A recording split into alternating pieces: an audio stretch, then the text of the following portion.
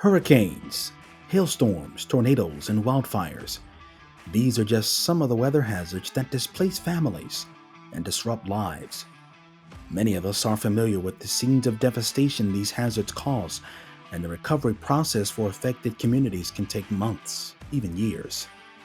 In the most extreme circumstances, some may never be whole again. This may prompt many of you to ask, what's being done to reduce the risks associated with these hazards?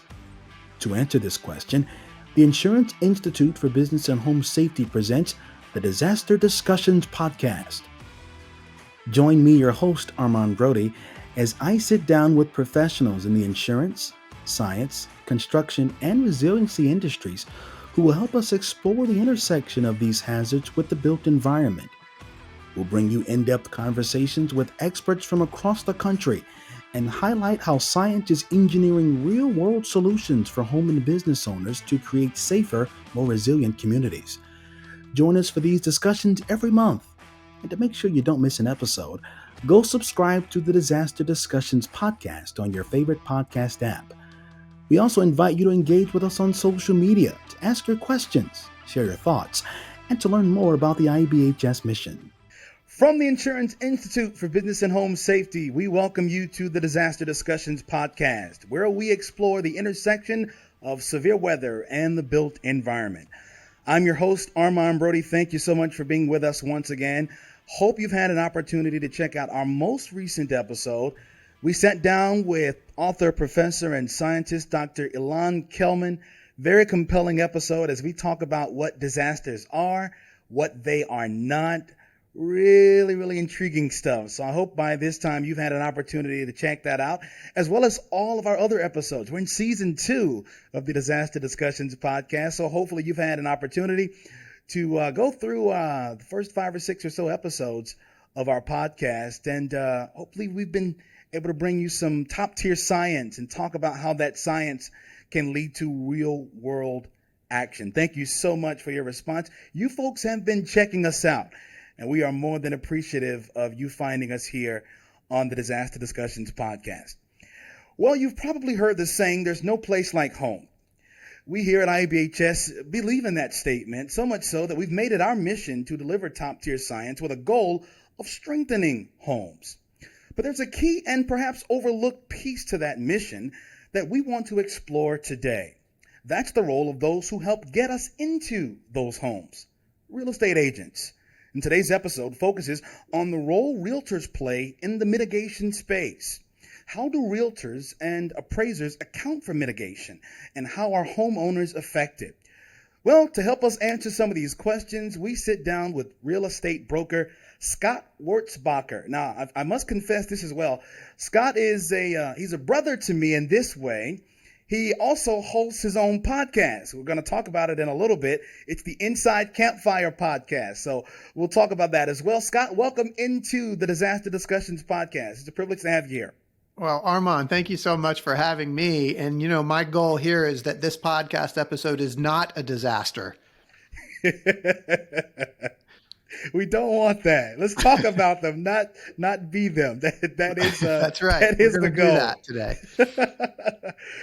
All right, Scott. So we've got a pretty interesting dynamic here with you. You host your own podcast. We're going to talk about that in a little bit, but just tell us a little bit more about who you are. What's the Scott Wurtzbacher story?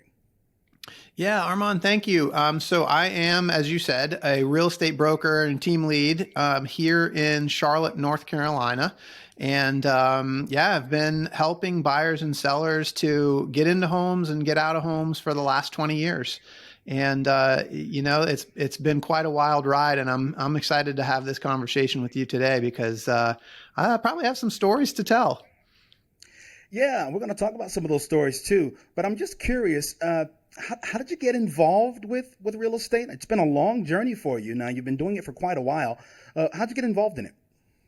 Well, and that's a great question. So for me, real estate is always been just the best investment, frankly. And I'm somebody that's very intrigued with wealth building and personal growth and development. But in terms of wealth building and building a financial nest egg and a retirement plan, frankly, I find real estate there's really no better way to grow one's net worth than home ownership and property ownership. And so that's how I got started. 20 years ago, my wife and I started buying investment property. And how we got involved in the brokerage space was really, we were doing our own thing, buying and selling properties for ourselves. And it just seemed that getting a real estate license was kind of the next natural step to help us in that accumulation of property. And eventually people started to notice what we were doing and asked, hey, can you help me?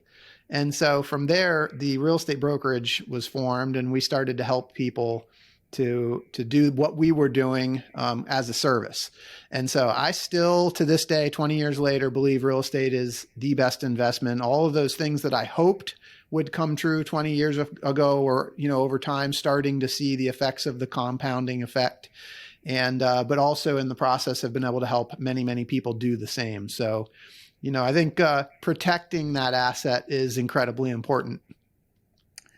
Now, as we've established, not only are you a real estate broker, but you are a podcast host. You host your own podcast, Inside Campfire. And on your podcast, you shed light on ordinary people telling stories of extraordinary adventure. What made you pursue storytelling in this way?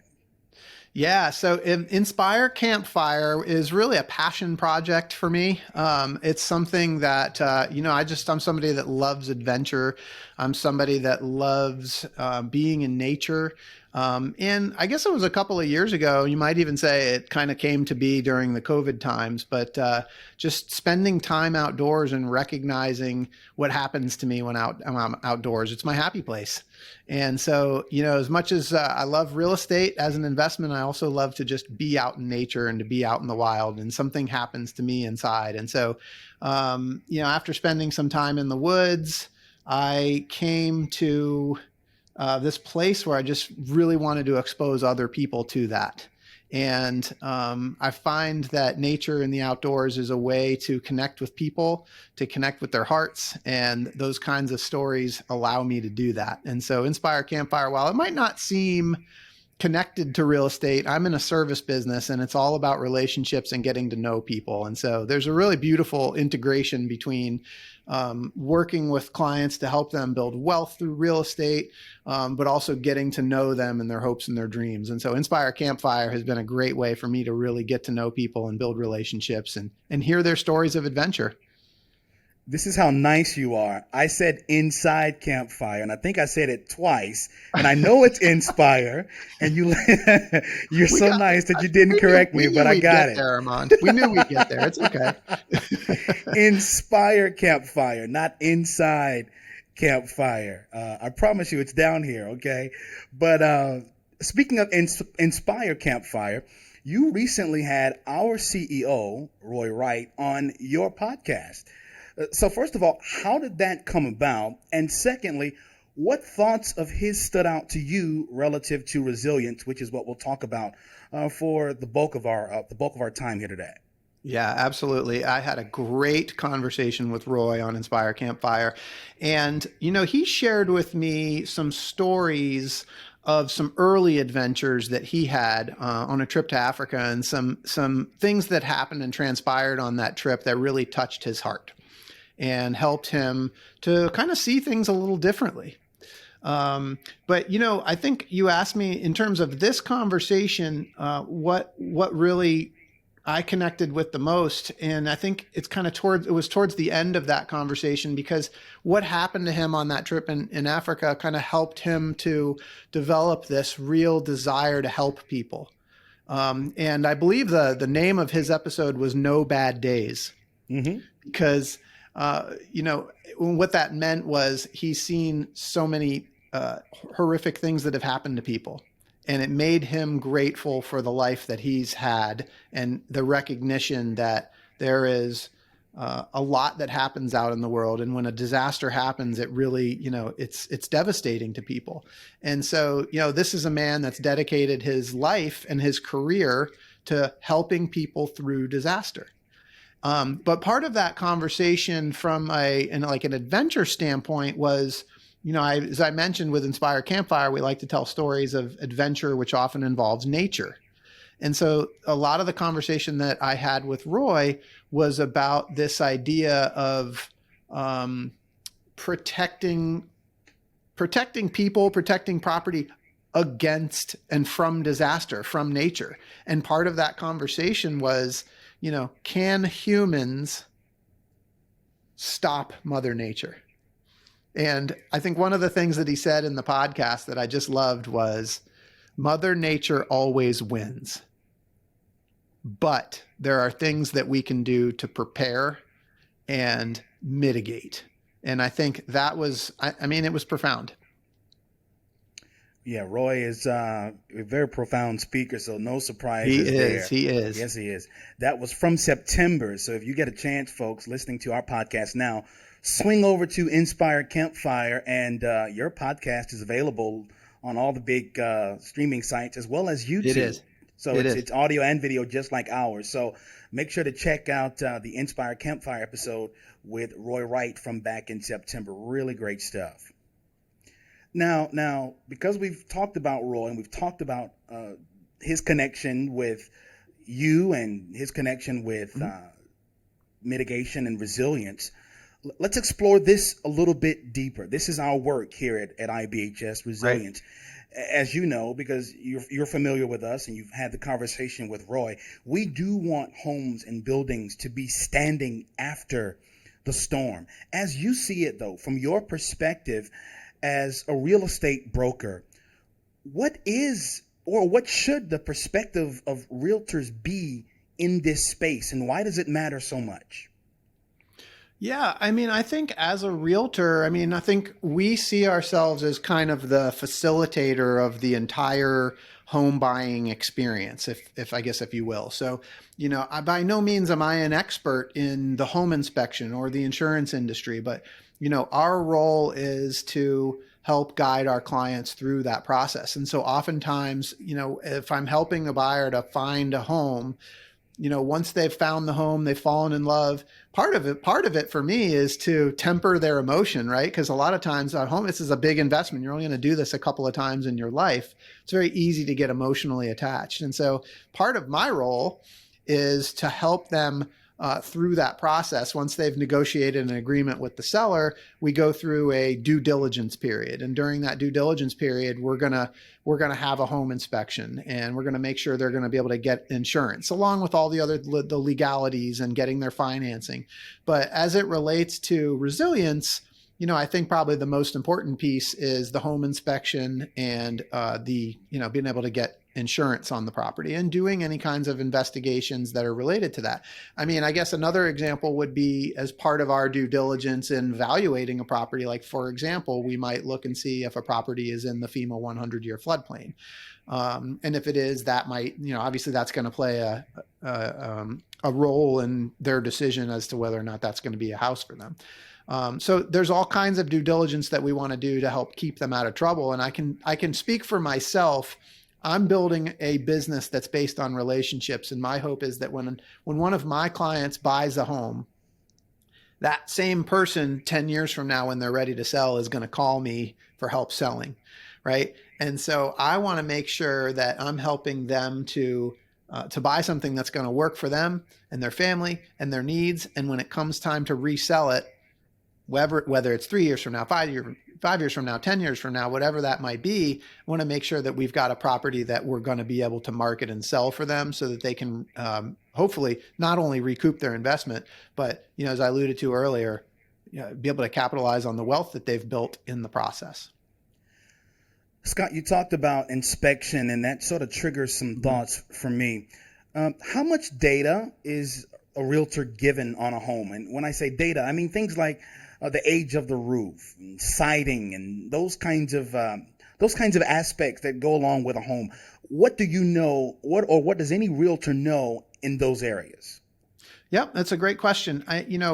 As a realtor, It's not our home, right? We're providing a service as a listing broker. Let's say in my state of North Carolina, we've always got two main kinds of agents. You have an agent that represents the seller. You have an agent that represents the buyer. Sometimes we have what's called a dual agent, where one agent represents both parties, but we're trying to keep their interests at heart, right?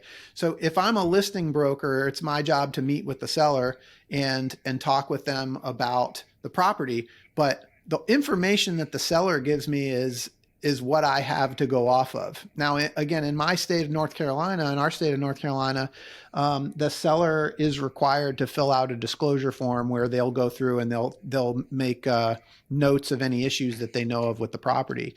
And that's essentially what we have to go off of as a realtor. Now, we also have previous data. There might be information in the multiple listing service from a previous listing.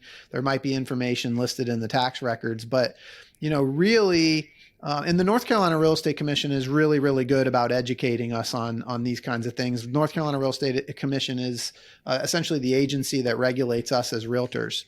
And we do have a duty to, investigate and disclose any issues that are obvious. But for example, I mean, if there's something going on behind a wall, neither a realtor or a home inspector is going to be able to see that. We're not going to open up the wall to be able to see what's back behind there. So we have to use just like kind of reasonable care and diligence to be able to discover and disclose any potential issues that we're aware of, if that makes sense. Yeah. So there's so many places we can go based on your responses, and I'm trying to sort of pick and choose where to go with what, because there are going to be some common themes with the questions that I ask you. But you mentioned MLS, multiple listing service. Mm-hmm.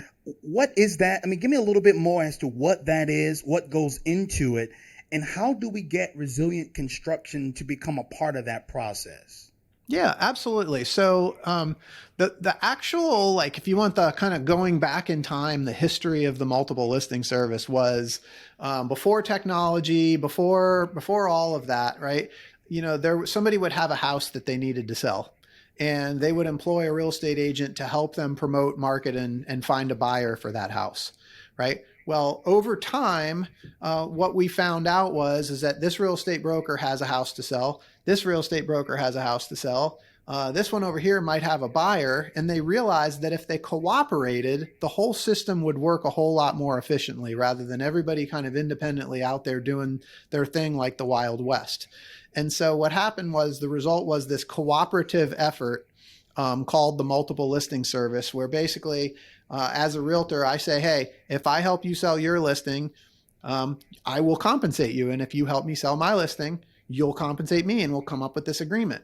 And so the byproduct of that was a database. So everybody thinks that the MLS is a database of properties, which it is, but there's also an underlying agreement between brokers to cooperate to help each other promote and sell one another's properties.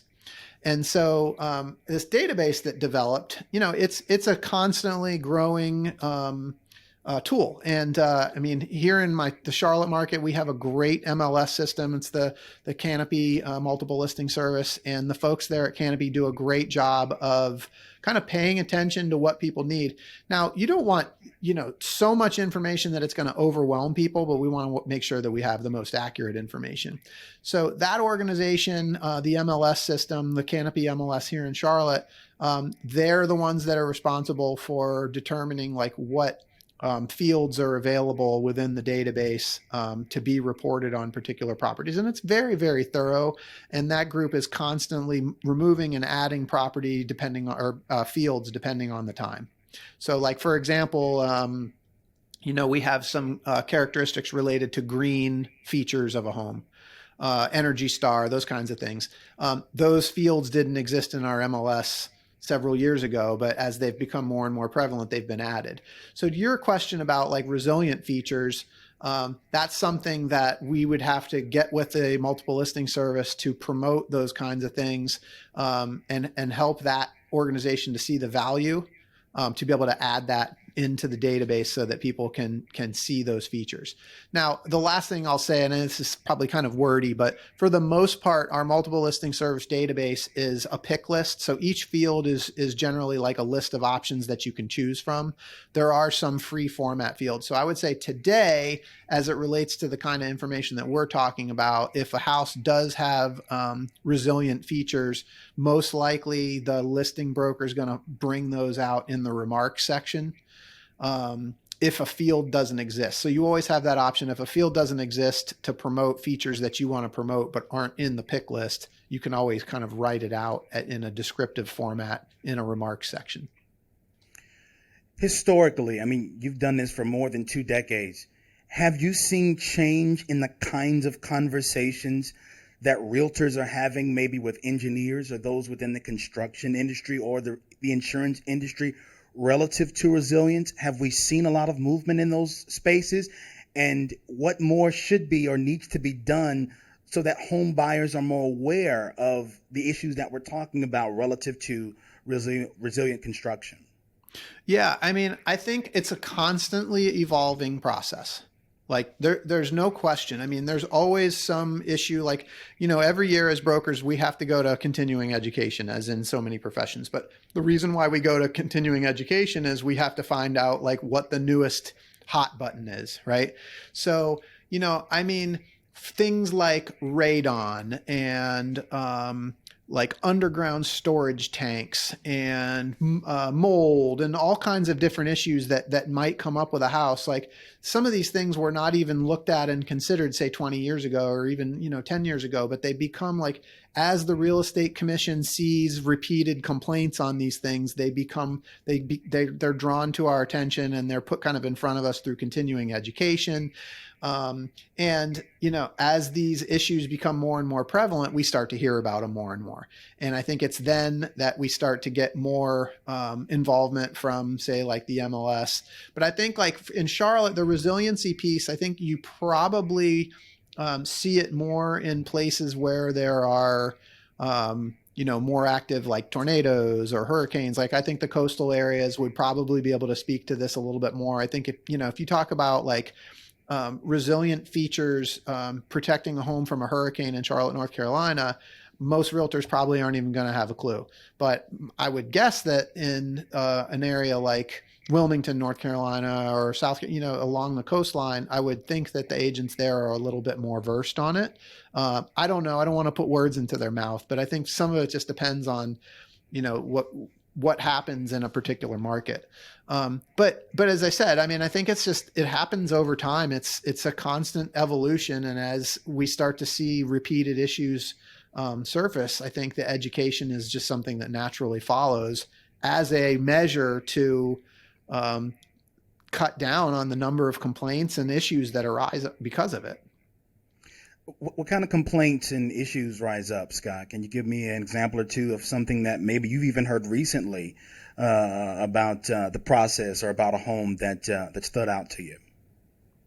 I mean, honestly, I think it's usually disputes. Like the North Carolina Real Estate Commission, when they get disputes, it's a dispute between a buyer and a seller generally, or a complaint that somebody has about a real estate agent, or they take complaints from consumers, they take complaints from other agents, but they're there to sort of help sort of moderate all that and kind of sort things out. But I mean, generally, it comes down to a dispute, and then it's a look at like, was there reasonable care exercised in that situation? Is it something that somebody reasonably should have known, right?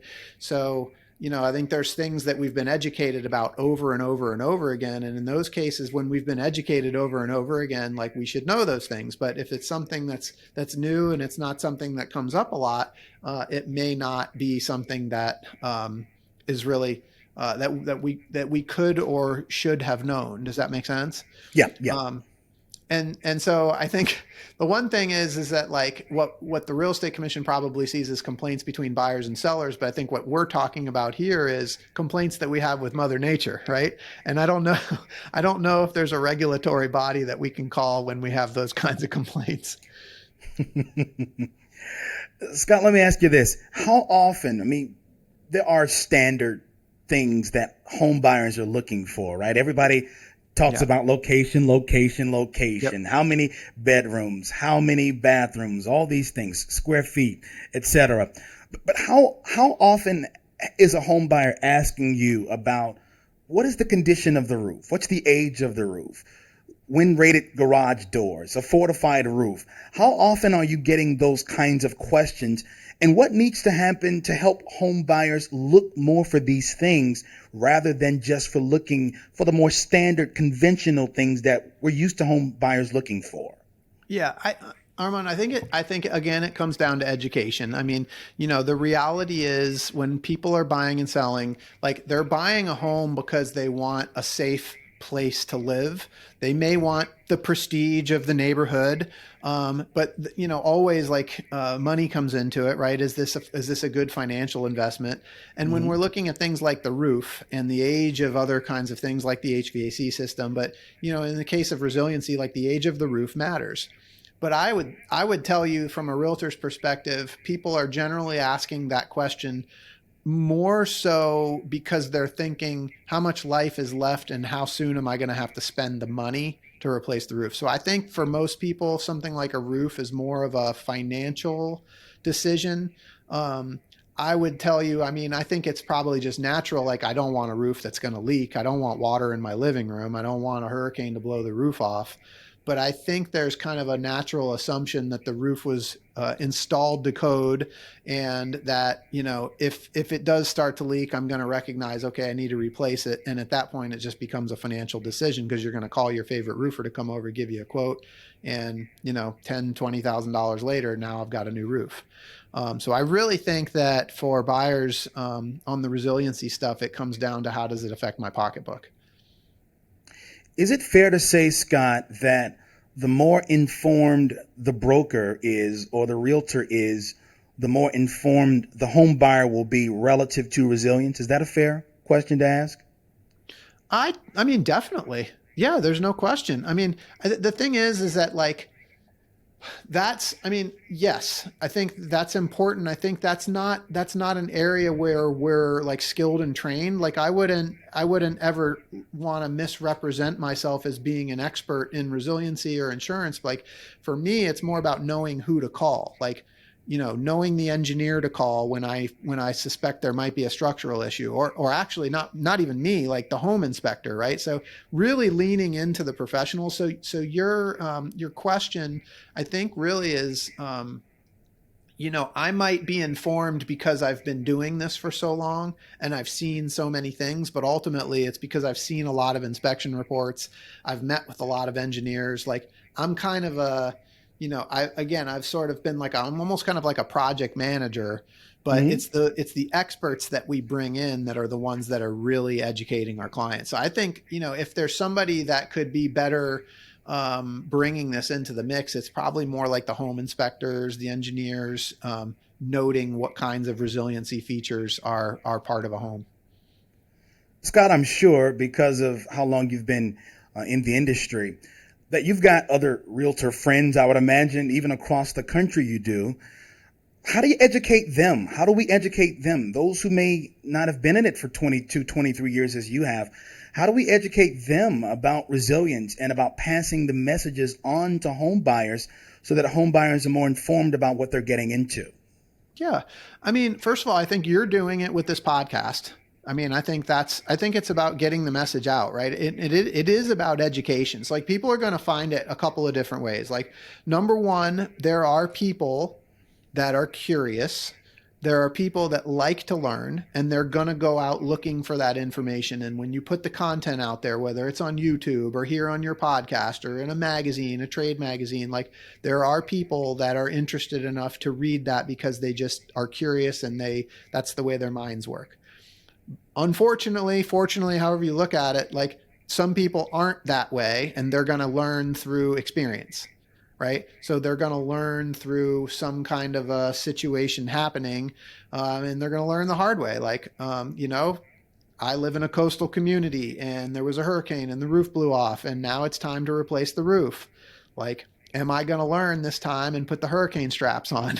There's products that would help the house to keep the roof on in a storm. Like, but some of it, I mean, so much of, and this is life, right, Armand? It's not just resiliency, but like people go through life, they make mistakes, they learn, and they get better. And I think that's probably how most people learn. I think the thing with real estate agents is a home buyer and a seller might only do 1 or 2 real estate transactions in their life, 3 or 4 maybe. Real estate agents might be doing, 10, 20, 50, 100 a year. So we're in a better position to see this stuff more often. We're in a better position to become educated and then pass that knowledge along to our clients. I want to read you something here, Scott. This is from a couple of years ago. In Mobile and Baldwin counties, we're talking about Alabama, fortified homes have a 7% higher resale value. How do we get more of that across the country? Yeah, it's awesome. So question, is that, I don't want to presume, is that a market that has a higher rate of storms, hurricanes? Yes, it is. Yeah. So I think that to me, look, I mean, there's a lot of reasons why people buy a house, right? But I mean, certainly safety and certainty are important, right? My home is my sanctuary, right? I don't want to feel like if there's a storm outside that when I'm sitting in my house, I'm in danger, right? So that's going to be important to me. If I'm buying a house on the coast where there's a likelihood of flood, like they raise the houses up for a reason, and property values, like houses on the beach that are like low, right, that have been there for a long time, like you see the property values plummet. Nobody wants to buy those properties because people are worried that there's going to be a flood and the property's going to, get taken away. So, I think a lot of it does come down to how, in a buyer and a seller's mind, like, how safe is this house? How secure is this house? But then also, like, what's the impact going to be financially, right? So, how do we get that Mobile, Alabama situation all across the country? I mean, unfortunately, I think it's going to happen in the places where it's most likely to happen. The storms are most likely to happen. And then you're going to see those things happen, like in the news, right? And then eventually that word is going to spread. I mean, I'm sure that a great deal of the resiliency products that are made today probably started in these communities where there was a higher rate of storms. But a lot of those things are now spread into communities where maybe the rate of storms isn't quite as high, but we see that those products are valuable. But can we say, Scott, that mitigation efforts do have some kind of impact, some kind of effect on the value of a home? So I want to be able to tell you yes. I really do. And I think the reality is, I think that in markets where the storm possibility is higher, like absolutely.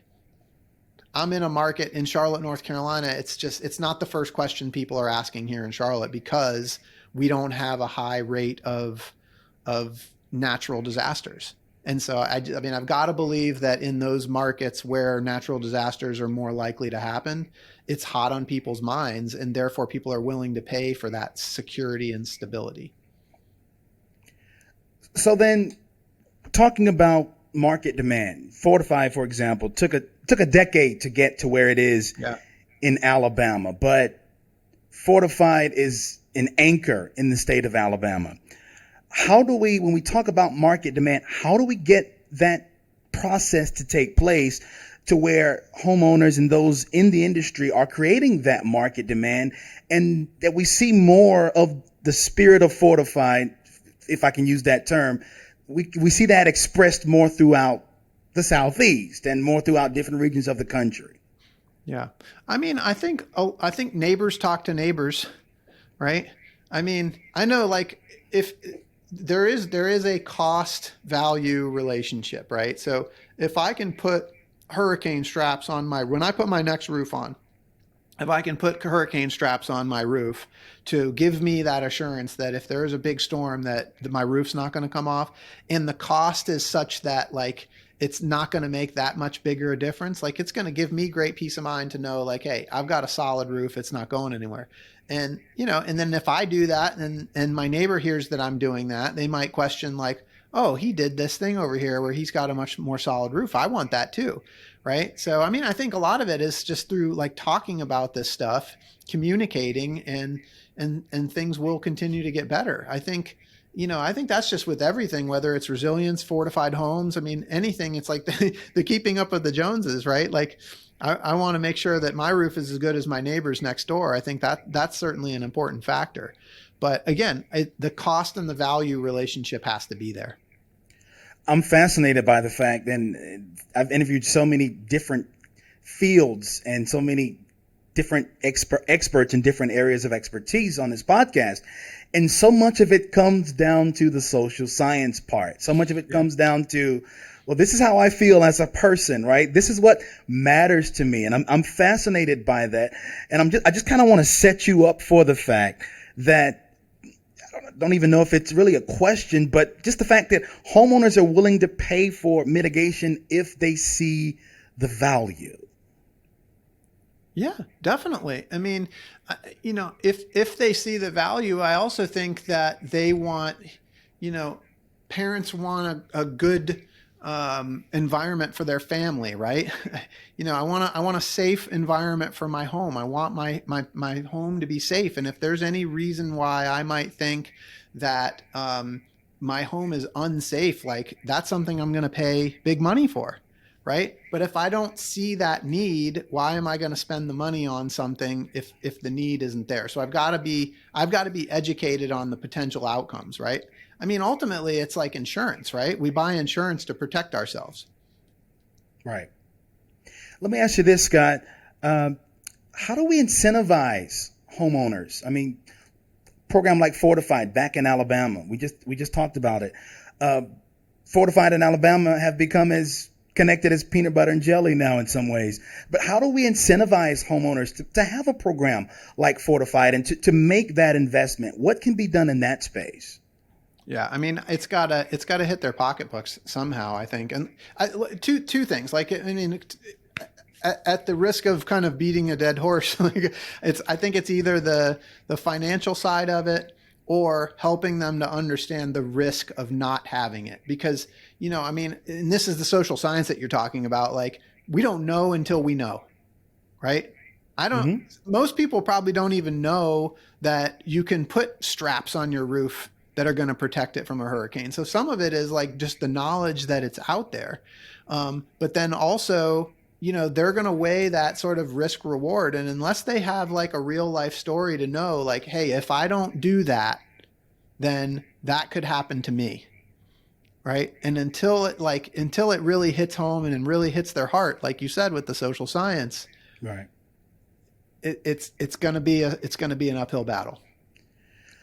Scott, do you find yourself having to maybe calm home buyers down? Because we don't want to scare people into mitigation. We don't want to scare people into resilience, but we do want to tell people the truth. How do we strike that balance, and how do you strike that balance specifically as one who is helping people get into homes, but getting into homes with natural hazards and disasters in mind? Stories, no question. I mean, and like, I think that's one of the funny things about having been in the business for a long time. I think when you're a new real estate agent, you don't have those stories that you can draw on, right? But every year, as we sell however many houses we sell in that year, like, it's a cumulative process, right? So maybe year one, I sell, 10, 15, 20 houses, and then I add another 20 or 30 the year after that. And then, and it continues to grow. But every single one of those home transactions that I might participate in, there's a buyer and the seller, and there's real people and there's real families, right? And stuff comes up, and I get to witness that. And so, like, to me, it's like those stories, right? And so when I'm talking to clients about, like, I think this is a great house because of this, this, and this, but, I want to make sure to point out these couple of things that I see that, we might want to talk to an expert about, because, I had a client that went through this, this, and this, and I'm able to kind of tell that story, right? And people can relate to stories. I mean, if I just lay out some facts, it's not going to hit home like the stories are. Is there a story you can share with us, Scott, relative to our conversation here? Yeah, sure. I mean, I think I told you at one point. So I've done some real estate investing, and a condo complex that I was connected to in the Wilmington area. I mean, a hurricane came through, and the roof had to get replaced. Thankfully, there wasn't a whole lot of damage, but the roof did have to get replaced as part of it. And in that whole process, there's an insurance company that's involved, and there's money that's provided to be able to replace the roof. And I brought to the attention of the folks that were making the decisions because at that point I knew Roy, right? And so I was able to ask them about these hurricane straps. That's why I keep kind of bringing that up in this podcast episode. Down at the beach, this is something that we can do. But at that point, I don't think there was enough awareness of it. I don't know that the contractors necessarily had a familiarity with where they can get them, how to install them, what they were. I don't think that the decision makers that were at the homeowners association had really any familiarity with them, and they didn't see the value of spending the extra money, even though had we done that, like that roof would be fortified. And I'm all for that, but that's, for me, it's because I know Roy Wright and I've heard the stories and I know what can happen. Right. And I've talked to people like you. So I think it's just these one-on-one conversations that we've got to keep having so that people can become more and more educated. But that's probably, from a resiliency standpoint, one of the best examples that I can give. In real estate, it's location, location, location. In resilience, it's education, education, education. And 100%. Yeah, absolutely. And we here at IBHS, we are dedicated to sharing the science with our members. And it's why it's so cool to be a part of a podcast like this. And it's why it's so cool to be a part of this conversation with you, because as a real estate broker, it takes all of us, right? It takes a village, that old adage. It takes a village to ensure that resilience can take place and that people are in homes that will be able to withstand and be able to stand the test of time, and that when storms come, they don't lose everything, Scott. Yeah. Yeah. I mean, I can't add anything to that. I mean, the education. I mean, that's exactly right. We've got to tell the stories, we've got to educate, and I think that's the only way that it's going to happen. Scott, I want to, as we get ready to wrap up here, what's next? What's next for you? What's next for the industry relative to resilience and to mitigation? What's going to be happening in the future? What can home buyers be optimistic about relative to making sure that the investment in the home is an investment in resilience? Well, I would tell you this, just having been an investor for 20 years, early on in my career, I read all the books. Real estate's a great investment. This is where, there's no better place to invest your money. And back then it was all conceptual, right? Until you actually start getting into it and living it and seeing for yourself. But, after 20 years of doing this, I can tell you real estate is the best investment out there, right? But you do need to protect your investment. I mean, things happen, right? I mean, there's insurance, right? Insurance, thank goodness for insurance. We're very thankful for insurance. And I've had plenty of situations where we've had to utilize the services and the financial backing of our insurance company to deal with issues that have come up. But we need to protect our assets because ultimately real estate can help us build great wealth. But if we don't protect that wealth, then you can lose it like that. And so I think from a standpoint of like what's next and looking into the future, I think real estate is going to continue to be a great asset. We have like inflation that's higher than it's been in many, many, many years. Real estate keeps up with inflation. That's the good thing, right? So even though inflation is causing some short-term pain in our lives right now, if you're a property owner, your property is keeping up with it. And so again, you got to keep up with the protecting of that to get there. But it continues to be a great investment.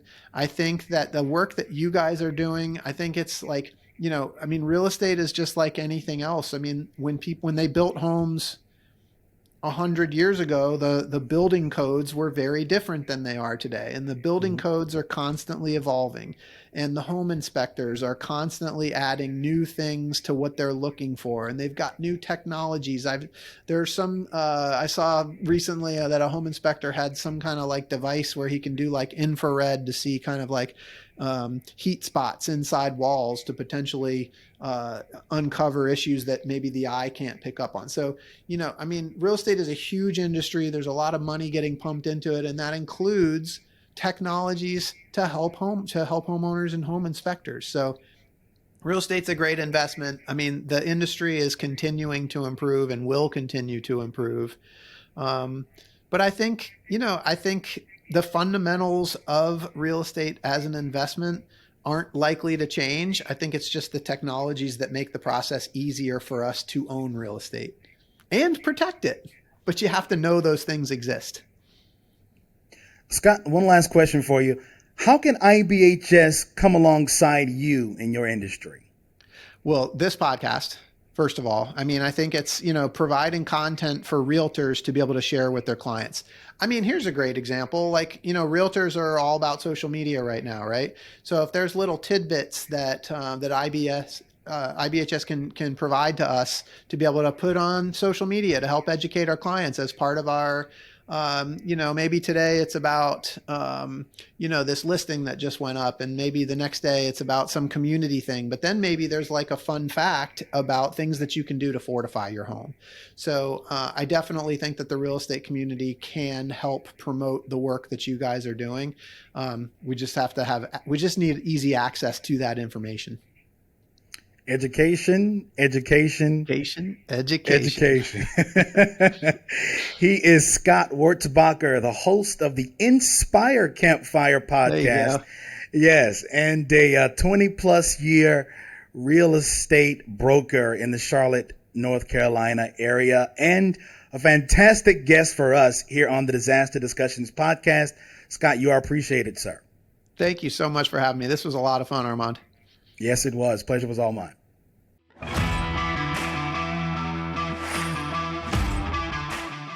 Thanks for listening to the Disaster Discussions podcast, an IBHS production.